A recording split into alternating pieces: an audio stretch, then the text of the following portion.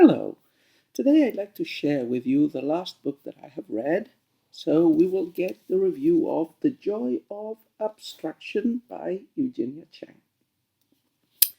So what can I say about this book? So first, what type of a book is it? What's it about? This is an introduction to category theory, which is a very abstract branch of mathematics, but it's an introduction that is designed for the lay public. So you don't need to be a mathematician to read this book. Quite a big book, about 400 pages long. It has taken me about a year to finish it, but I've been reading it at a very leisurely pace, and as I'll comment in a minute, there were a couple of months in which I made a pause in reading it. So, as I said, this is a book about category theory. Eugenia Cheng has written other math popularization books, and I find this sort of thing fascinating. Mathematics tends to be considered a difficult subject. You do get a lot of popular math books, but you hardly ever find a popular math book on an area of math, and even less so on a complex area of math. So category theory is a type of mathematics that generally gets studied by mathematicians, I think in their graduate years. There are some textbooks that introduce the topic at an undergraduate level, but mostly it's a very, very advanced type of mathematics, which is the type of mathematics that Eugenia Cheng does, by the way, and which is about, well, the book explains it better than I can do, but it's about connections and relations between objects and not just defining objects as objects. So, first thing I'd like to say about the book is very good, but it's also very demanding. I would say that this book is actually two books in one, and the author explains it very well in the beginning, in audience and in the prologue, and at the beginning. This book, wants to do one thing. The first thing it wants to do is the author is trying to reach an audience of people who have been, let's say, not too positively inclined towards mathematics, who had bad experiences at high school, who might be math phobic. And this is the sort of audience that, really hated math at school and has this conception of math as a dry subject, which is just calculations, computations, more complex computations, grind and rote learning, and who think math is really not interesting, is really, really just a drudgery, and it's not creative or imaginative or applicable to their needs or interests at all. So Eugenia Cheng's thesis is the opposite, is that math at the university level is really creative, really abstract, but abstract does not have to be bad. Some people might enjoy the benefits of looking at things abstractly.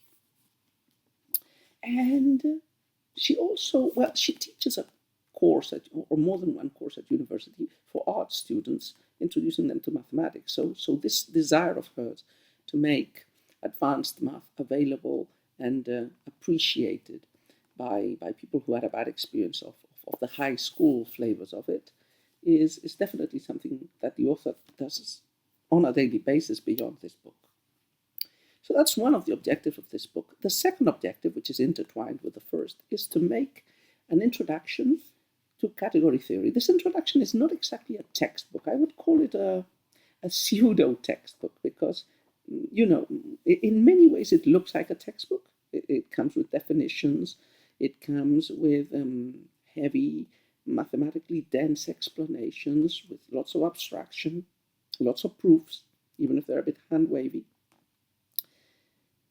It doesn't come with exercises. It does have a lot of sections like this, things to think about, which are almost exercises, but they're not quite exercises. And the author also explains close to the beginning that this book should give you a general overview and familiarity with the rudiments of category theory that will allow you to make the jump from this book to an undergraduate textbook. And she explains it very well with this graph over here, where her book is like this section in gray, which would cover the space between knowing nothing or, being acquainted with her first book, How to Bake Pie, which was a really, really light introduction, and the standard undergraduate textbooks of category theory, like Leinster's Reals or Lauver's. Okay, so the book does precisely what it's meant to do, but I would say it doesn't quite manage, in my opinion, to merge those two sections. So the book has 3 parts. Let me show you the index. Part 1, building up to categories, which occupies 8 chapters, I think. Yeah, which ends with the chapter 8, which includes a definition of categories. Then it has an interlude, a tour of math, and then it has part 2, which is the doing category theory part. Okay.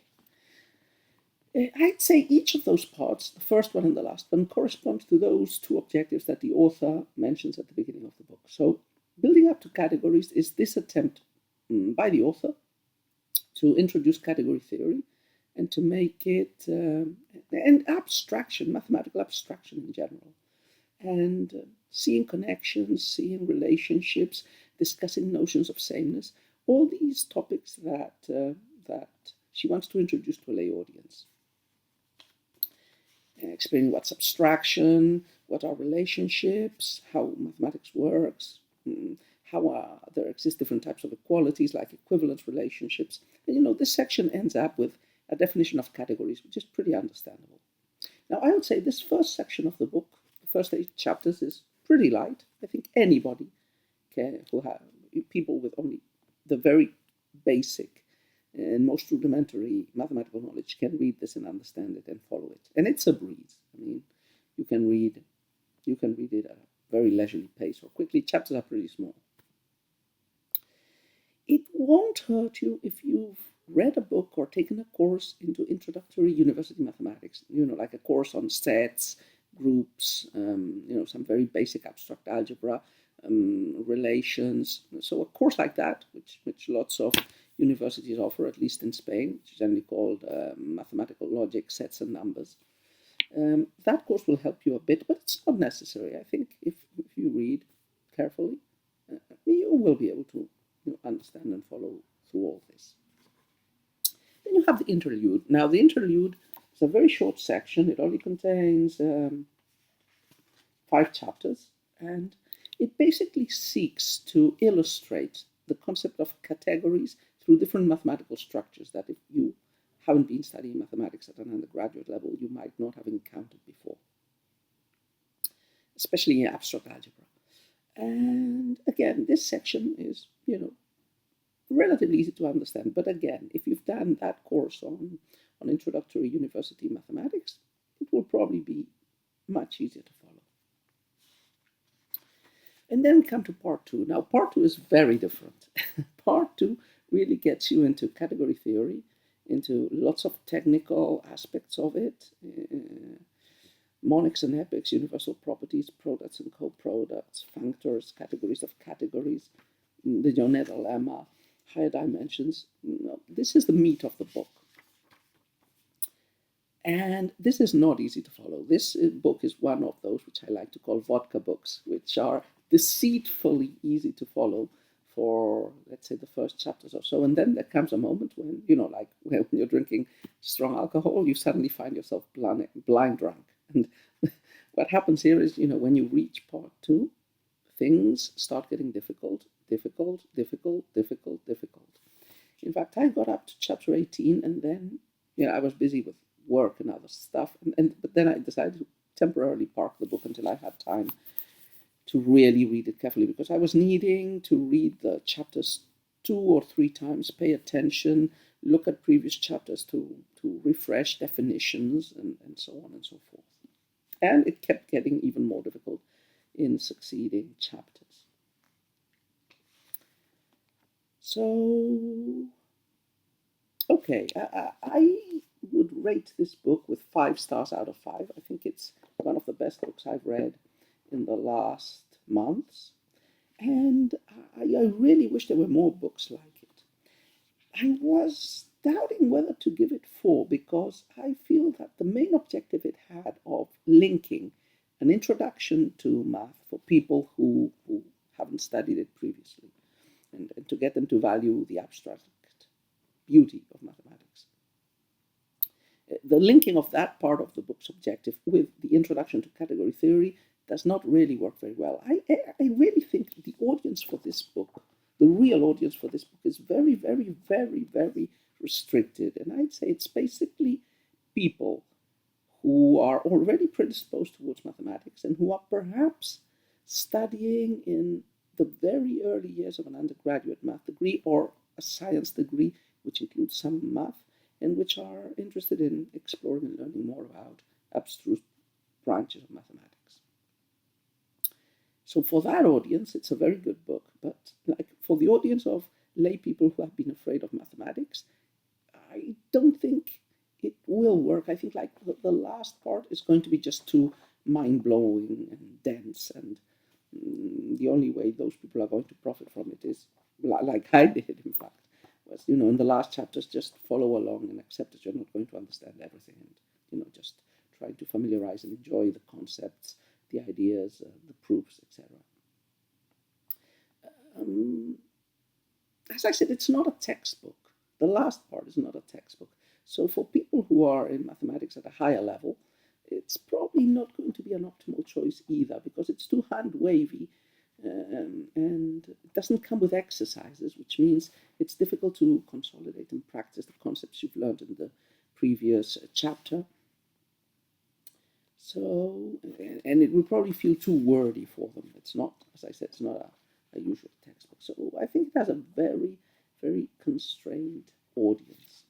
And I think the authors probably recognize this, because in the last book she has published last year, Is Math Real, which was published, I think, in 2023, she actually does the first part of this book, the attempt at making mathematics accessible and interesting to people who have no previous, or not much previous experience with mathematics, and the one they have is negative. Also an element that some people might not like in the book. For me it was okay, it's not a problem, but like in that attempt at connecting with a certain audience, it uses a lot of metaphors and symbols from social justice discourse, which, again, some people might not find to their liking. But having said all those things, I repeat, this is an excellent book. I would recommend it to everybody and anybody. And I've learned a lot in it, and it has completely satisfied my expectations. I hope to reread it again in the future when I have more time and more leisure, and when in some years from now, if I decided to study one of the undergraduate textbooks in category theory, I will definitely be rereading and refreshing my knowledge on the subject through this book. So, highly recommend it. The Joy of Abstraction by Eugenia Cheng.